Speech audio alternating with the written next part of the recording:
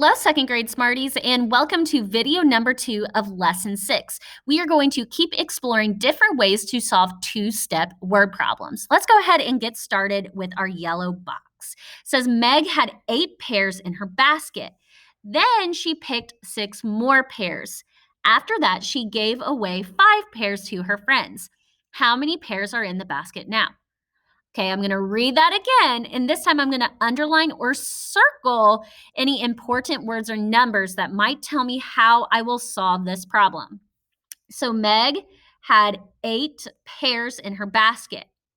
Then she picked 6 more pears. After that, she gave away 5 pears to her friends. How many pears are in the basket now? So we can draw a picture first to show us what we might need to do to solve this problem. So at the beginning, we know that Meg had 8 pears. Then she picked 6 more pears. So how many did she have all together? 14. So she had 14 pears and she gave 5 away. So in the picture, they circled the 5 that she gave away.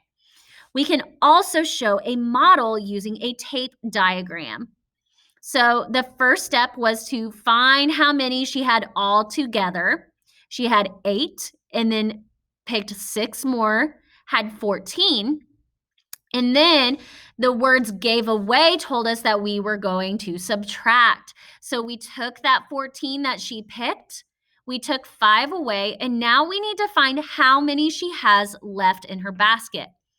So what happened in step 1 of the problem? What did they do? They added, what did they add? 8 plus 6. Because it told us that she picked more pears. It says, look at picture it, write an equation for step 1. So we had 8 plus 6, and together that made 14. What happened in step 2? What did we have to do? We gave away 5 pears. Okay, so how many pears did Meg have all together? She had 14. And then what did she do? How many did she give away? She gave away 5. Now let's see how many are left. 1, 2, 3, 4, 5, 6, 7, 8, 9. So she had 9 pears left in her basket. All right, now we're going to talk about it. How is a two-step problem different from a one-step problem?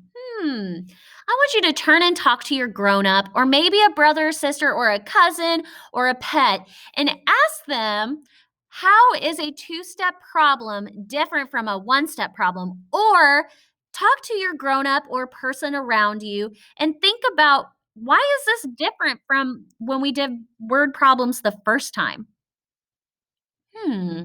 So I'm thinking it is different.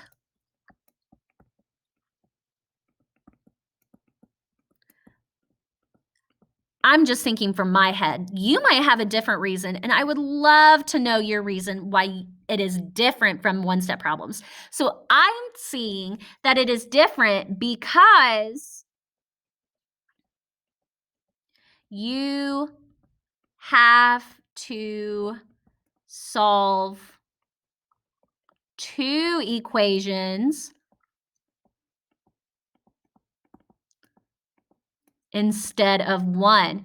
Because with our one-step word problems, we had 1 equation, right? So maybe we had a whole and we had to find the part that we gave away and we knew what was left.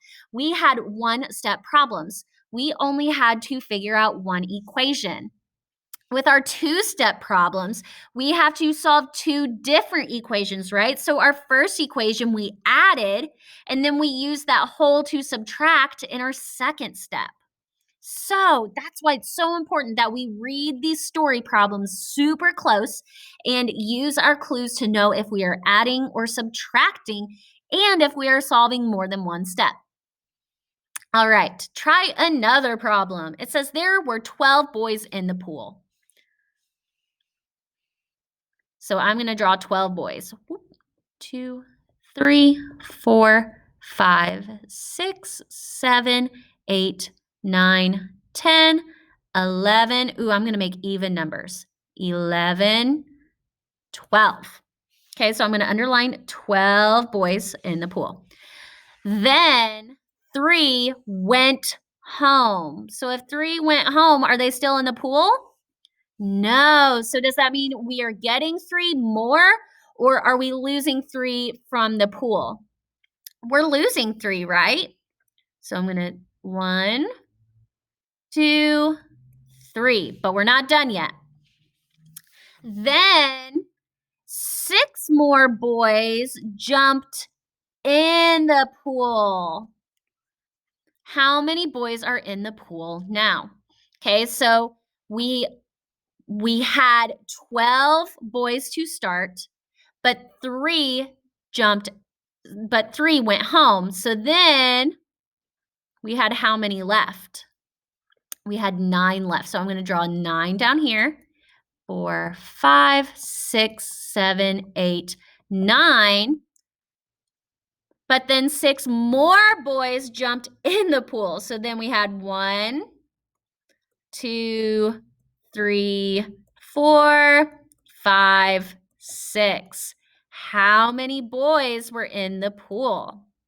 Ooh, so do you see how we had 2 separate steps to solve? So I showed a picture. Now I'm going to make a model. So I started with 12. 12 was my whole, and I'm going to make a number. I'm going to make a number bond. Okay. So we started with 12. We lost 3 and had 9 left. Then we had 9 in the pool. 6 more jumped in the pool. Altogether, that is 9, 10, 11, 12, 13, 14, 15. So how many boys were in the pool? 15 boys were in the pool, are in the pool. 15 boys are in the pool. So we can show different ways to solve equations, 2-step problems.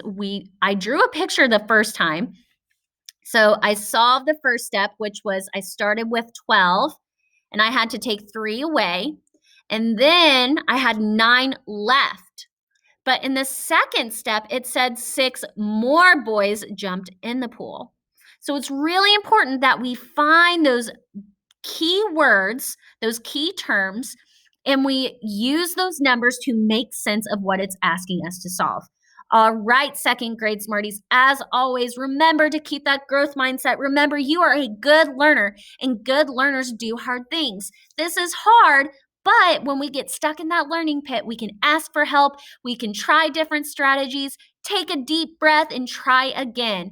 All right, Smarties, have a wonderful day of learning, and I will see you tomorrow with another lesson. Bye, guys.